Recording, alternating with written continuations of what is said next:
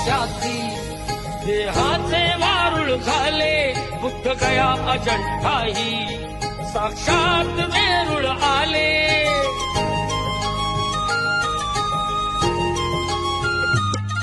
किती घोर तपस्याची देहाचे वारुळ झाले बुद्ध गया अजंठाही साक्षात वेरूळ आले अष्टगाथा मंगलमय ते पवित्र गौतमाचे पिंपळाच्या